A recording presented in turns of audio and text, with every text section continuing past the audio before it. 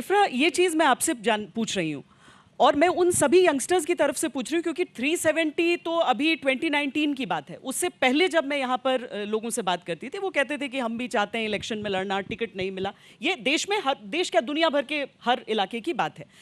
पर आज जब वो इंडिपेंडेंट खड़ा होता है तो उसको क्यों कह दिया जाता है कि भाई तुम मोहरे हो?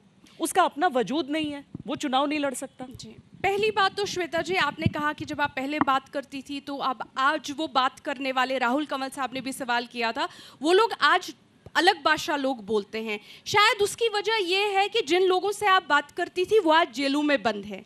जम्मू और कश्मीर की पॉपुलेशन 1% है और यहाँ के यूएपीए केसेस 36% पूरे देश के हैं। तो जिन लोगों से आप बात करते थे, सुनते थे, शायद वो सभी लोगों को जेल में बंद कर दिया गया है। मैं आपको याद दिला दूं, एक लड़का था, उसने अपनी टी शर्ट पे कुछ लिख दिया था, उस टी शर्ट की बिना पे उस पे यूएपीए का केस लगाया गया। तो आप लोगों से कोई बात कर नहीं रहा है, या तो जेल का डर है या तो ऑलरेडी जेल में बंद है। अब आप कहती हैं कि क्या इंडिपेंडेंट लोग चुनाव नहीं लड़ सकते? बिल्कुल लड़ सकते हैं। हमारे देश ने, हमारे कॉन्स्टिट्यूशन ने उनको राइट दिया है और बहुत अच्छी बात है कि आज तक से हम सिविल लिबर्टीज़ की बात सुन रहे हैं। लेकिन श्वेता जी, मेरा सवाल ये भी रहेगा कि क्या एक इंडिपेंडेंट इंसान जिसका मामा, चचा, पापा, दूर दराज का रिश्तेदार मिलिटेंट रहा हो, क्या वो नौकरी, सरकारी नौकरी नहीं कर सकता?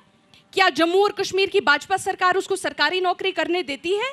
हम तो कहते हैं कि वो इंडिपेंडेंट चुनाव लड़ सकते हैं, एमएलए बन सकते हैं और सरकारी नौकरी भी कर सकते हैं। हमारा सवाल ये है कि ये क्या दोगलापन बीजेपी का है कि सरकारी नौकरी आप उन्हें करने नहीं देते, चाहे नीट में वो बच्चे 500-500 पॉइंट क्यों ना लाएं, लेकिन जब अचानक से इलेक्शन आते हैं तो आप कहते हैं बहुत अच्छी बात है, ये एमएलए बन सकता है। ये दोगलापन मैं बीजेपी से सुनना चाहती हूँ। नेशनल कॉन्फ्रेंस का स्टैंड क्लियर है, वो नौकरी भी कर सकता है, वो इलेक्शन भी लड़ सकता है। अब आती है दूसरी बात, आपने कहा इंडिपेंडेंस में खराबी क्या है? खराबी कुछ नहीं है, लेकिन एक पैटर्न में एक कड़ी मिसिंग है, और अगर आप उसका जवाब देना चाहें, या शबनम जी उस पैटर्न, उस कड़ी, मिसिंग कड़ी का जवाब देना चाहिए, हम बहुत खुश होंगे।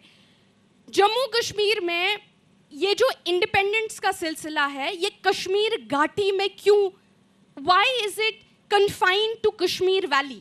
जम्मू में तो आपने कितनी जम्मू बेस्ड, पिछले 10 साल में आपने कितनी नई जम्मू बेस्ड नई पॉलिटिकल पार्टियों को उभरते हुए देखा है? एक का नाम बता दीजिए, एक जम्मू बेस्ड पॉलिटिकल पार्टी जो पिछले 10 साल में उभरी हो, एक का नाम मुझे बता दीजिए। अब अगर आप कहेंगे कि आपने कितनी कश्मीर बेस्ड पॉलिटिकल पार्टियों को पिछले 10 साल में उभरते हुए देखा है, मैं 10 पार्टियों का नाम आपको यहाँ बैठ के गिना दूंगी। तो ये जो पैटर्न है, 44% आपके इंडिपेंडेंट कैंडिडेट्स हैं, ये दाल में कुछ काला नहीं है श्वेता जी, ये पूरी दाल ही काली है। शबनम, आप कुछ कहना चाह रहे? जी, अब ये मैंने आपसे कहा कि इतना दौर गुजरा, तो मैंने बखुदा परसों भी मैं राजदीप के साथ प्रोग्राम में थी, मैंने ये सोचा कि हम यही कहेंगे, भाई हम कश्मीरी किसी भी पॉलिटिकल पार्टी के अगेंस्ट में बोलना नहीं चाहती हूँ। This is the time to heal. एक दूसरे के लिए हमें ये करने की ज़रूरत नहीं है। लेकिन अब चूँकि पीडीपी और कांग्रेस का ये जो है, ये नेशनल कॉन्फ्रेंस का मैनिफेस्टो अब आके रशीद इंजीनियर साहब पे रुक गया है, तो फिर मैं थोड़ा सा याद दिला दूं दोनों पार्टीज़ को। अब पीडीपी कह रहे हैं जी वो रशीद इंजीनियर साहब जो है वो जी एक्सट्रीमिज़म में है, मिलिटेंसी में, सेल्फ रूल, तो उसी का एक थोड़ा सा ग्लैमरस कॉन्स्टिट्यूशन था उसी बात का। अब आए हम नेशनल कॉन्फ्रेंस पे, तो नेशनल कॉन्फ्रेंस ने ही महज रायशुमारी का नारा दिया कि हमें एक खुद मुख्तार कश्मीर चाहिए। अब मैं आपको थोड़ी सी पर्सनल स्टोरी बता दूं, आप मुझे, तो आप लोग सब ये समझते हैं मेरे वालिद साहब को, अब्दुल गनी लोन साहब, जो शहीद हुए, जिनको इस बात पे मारा गया कि उन्होंने ये कहा कि पाकिस्तान से जो मिलिटेंट आए हैं, it is time for them to go back. और उस वक्त उन्होंने वो नारा दिया जिस वक्त सब ने उनको कहा कि आप मारे जाएंगे, but he said this is my conviction and I know I will get killed, and he got killed. But क्या परसेप्शन है आप लोगों को कि हम सेपरेटिस्ट हैं? हम सेपरेटिस्ट नहीं हैं। मेरे वालिद जब वहाँ से आए अलीगढ़ मुस्लिम यूनिवर्सिटी से, तो मिर्दुल्लाह साराभाई साहिबा ने कहा कि आप ये बड़ा होनहार नौजवान है, आप दिल्ली में सुप्रीम कोर्ट उन दिनों को नई नई एस्टेब्लिश हुई थी, आप यहीं रहे.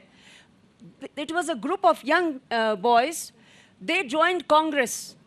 तो कहते हैं 58-60 में जब उन्होंने इंडियन नेशनल कांग्रेस ज्वाइन की तो उस वक्त महज रायशुमारी जो नेशनल कॉन्फ्रेंस की थी, सोशल बाइकॉट था. तो जिस इंसान ने इंडियन नेशनल कॉन्फ्रेंस ये ज्वाइन की कांग्रेस ना, जब वो जाते थे सब्जी लेने तो सब्जी वाला बात नहीं करता था, वो किसी दुकानदार के पास जाते थे, दुकानदार बात नहीं करता था, ऐसा सोशल बाइकॉट था. लेकिन all of them together they worked selflessly for the common man. और ऐसा हुआ कि पहली बार हंदवारा में इंदिरा गांधी साहिबा का जलसा हुआ, पहली बार 1963-64 में.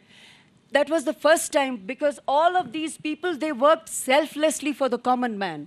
वो मिनिस्टर रहे, बाद में यहाँ पे कुछ हालात ऐसे हुए, फिर हुर्रियत कॉन्फ्रेंस का हिस्सा रहे, but he was still a loner even in the Hurriyat conference, an outsider because he never believed in violence.